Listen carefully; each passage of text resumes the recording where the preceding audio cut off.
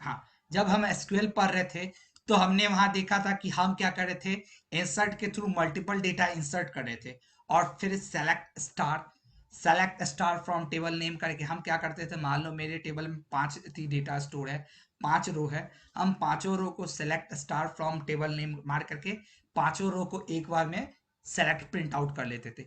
But वो तो हमारा थी था, वो तो हम एसक्यूएल की क्यूरी रन करके वो काम कर रहे थे। बट अब उसी चीज को हमको फ्रंट एंड पे भेजना होगा।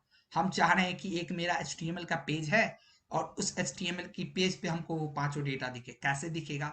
तो वहां पे भी मैं बता दूं, वहां पे भी हमारी लूप रन होगी, वहां पे भी लूप।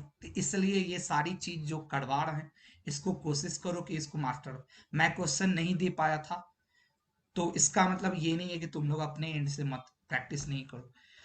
चलो कोई नहीं, हम आगे देखते हैं। देखो अगला जो हमारा आता है, स्विच वही है जो सी में हमने स्विच पढ़ा था, कुछ नहीं है। लूप्स देखो, वही लूप्स भी यहाँ वही सारे लूप्स होते हैं जो तुम्हारी फॉर लूप होती है। फॉर लूप है तो वही लूप्स है, जैसे हम ना वहाँ फॉर लूप्स होती है, वही फॉर लूप्स यहाँ भी होती है, वही वाइल लूप यहाँ भी होती है, टू वाइल लूप्स होती है यहाँ पे भी। सिर्फ एक हमारा देखो, यहाँ पे फॉर लूप्स कोई सिंटैक्स चेंज नहीं हो रहा है तुम्हारा। अगर हम इसकी प्रोग्राम देखें तो देखो, तुम्हारा कोई प्रोग्राम में सिंटैक्स नहीं चेंज हो रहा है। सिर्फ हाँ, सिंटैक्स चेंज हो रहा है, बट ऐसा नहीं कि लॉजिक कुछ चेंज हो रहा है। सिर्फ सिंटैक्स क्या चेंज हो रहा है कि अब जो हम प्रोग्राम लिख रहे हैं, उस प्रोग्राम को हम लेस देन क्वेश्चन मार्क में लिख रहे हैं, और ग्रेटर इसके बीच में। और जो वेरिएबल हम ले रहे हैं, और देखो कैसे हम ले रहे हैं, $n=1, $n<10, और $n++। या तो हम ऐसे, क्योंकि हमारा हमने देखा था कि हम हमको पीएचपी में वेरिएबल को पहले से डिक्लेयर करने की जरूरत नहीं है। पीएचपी भी हमारा जैसे हमारा जावास्क्रिप्ट एक डायनेमिक लैंग्वेज था, कि जहाँ पे हमको जैसा टाइप का हम वेरिएबल्स, जैसे टाइप की डेटा हम अपने वेरिएबल्स में डाल देते थे, मेरा वेरिएबल उसके तरह रिएक्ट करने लगता था। हमको वेरिएबल का डेटा टाइप बताने की जरूरत नहीं थी। सेम पीएचपी में भी हमको वेरिएबल की डेटा टाइप बताने की जरूरत नहीं है। हम वेरिएबल में जैसा टाइप का डेटा डाल देंगे, मेरा वेरिएबल उसकी तरह वर्क करने लगेगा। तो वही काम इसने किया है, और डायरेक्टली उसके बाद इसने क्या किया, इको कर दिया $n को। और देख लो, ये बी आर की कोड तुम देख पा रहे होगे, और बी आर का कोड हमें पता है कि बी आर टैग किसका कोड है। बी आर टैग हमारा HTML का टैग है, और मैंने यही तो बोला है कि हम PHP में HTML को एम्बेड कर सकते हैं, और HTML में भी PHP को एम्बेड कर सकते हैं। यहाँ भी इसने एम्बेड किया ही है। इसने क्या किया, हाँ, सिर्फ ये याद रखना है कि हम PHP में HTML को एम्बेड कहाँ करेंगे, डबल इन्वर्टेड कॉमा के। डबल इन्वर्टेड कॉमा के अगर बाहर तुम कोई भी HTML कोड लिख दोगे, तो वो एरर मार देगा। इसलिए याद रखना है कि अगर हम PHP में HTML की कोड हम डाल रहे हैं, तो वो कोड हमेशा डबल इन्वर्टेड कॉमा के अंदर होगा, और उसके पहले इको ही होगा।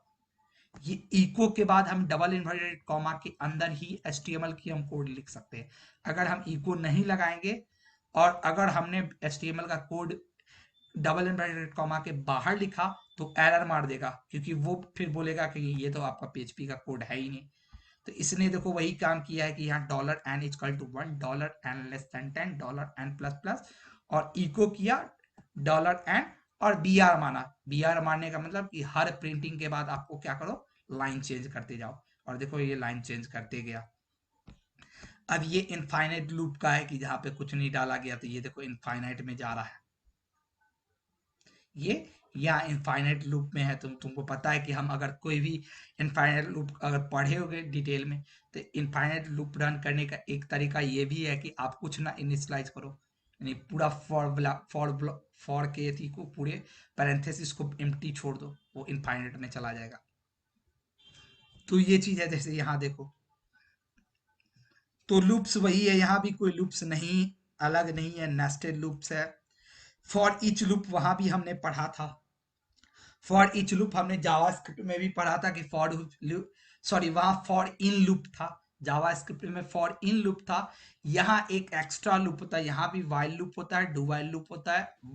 तो हम लोग ने नहीं पढ़ा था जावा स्क्रिप्ट। फॉर ईच लूप है कि फॉर ईच $array एज वैर, कि हमको क्या किए, कि मान लो एक डॉलर एरे करके कोई एक एरे होगा, जैसे यही देखो, $सेशन=array समर विंटर स्प्रिंग समर। अब यहाँ एरे बनाने का यहाँ भी एक ऐसा ही तरीका है।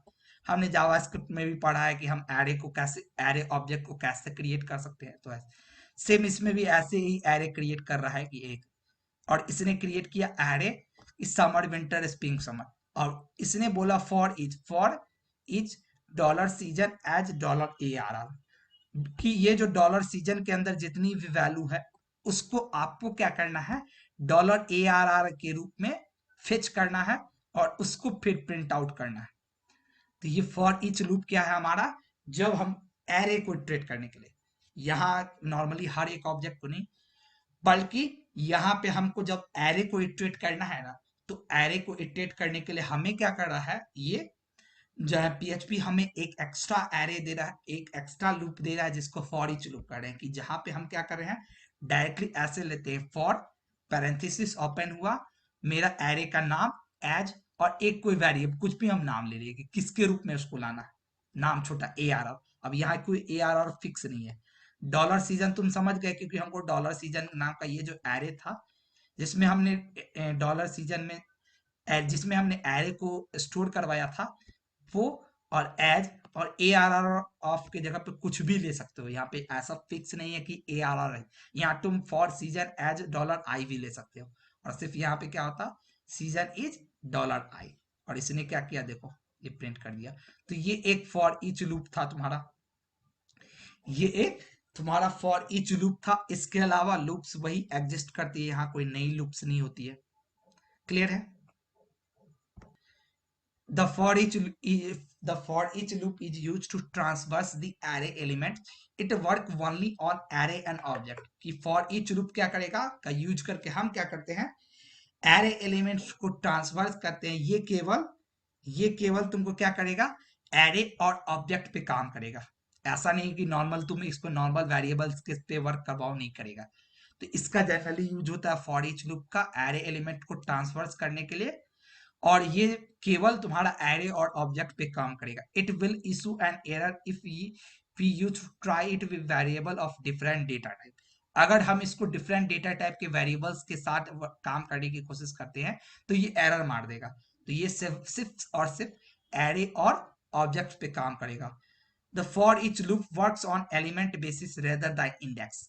नॉर्मली हम जो लूप रन करते हैं, फॉर लूप हो गया या वाइल लूप होता है, वहां पे तुम देखते हो कि वहां पे हम क्या करते हैं, नॉर्मली इंडेक्स करते हैं। हम आई लेते हैं कि for I equal to 0, I less than 10 और आई प्लस प्लस। अब यहाँ पे क्या होता है, हर बार मेरा आई प्रिंट होते जाता है, आई इंक्रीमेंट होते जाता है, और फिर आई प्रिंट होते जाता है। तो वहां क्या होता है, इंडेक्स होता है, आई को हम क्या करते हैं, इंडेक्स। तो वहां इंडेक्स बेसिस पे हमारा लूप काम करता है, जबकि फॉर ईच लूप हमारा इंडेक्स बेसिस पे नहीं काम करेगा, ये एलिमेंट बेसिस पे काम करेगा, कि आपके एरे और ऑब्जेक्ट के अंदर जितने एलिमेंट होंगे वो हर एक एलिमेंट को उठाएगा, प्रिंट करेगा, फिर नेक्स्ट एलिमेंट पे जाएगा, और नेक्स्ट एलिमेंट को फिर प्रिंट करेगा, फिर नेक्स्ट एलिमेंट पे जाएगा। तो ये इंडेक्स बेसिस पे नहीं काम करता है, जबकि एलिमेंट बेसिस पे काम करता है।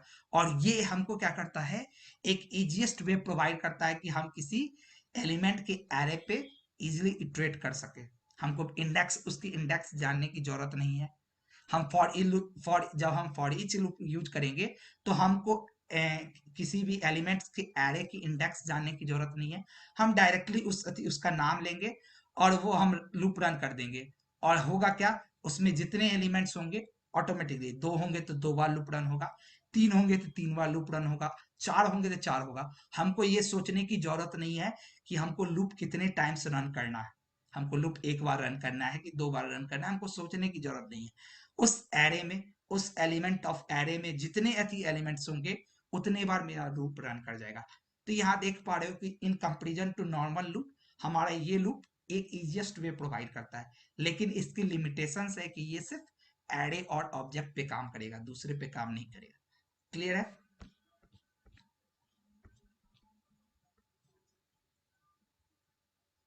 हेलो।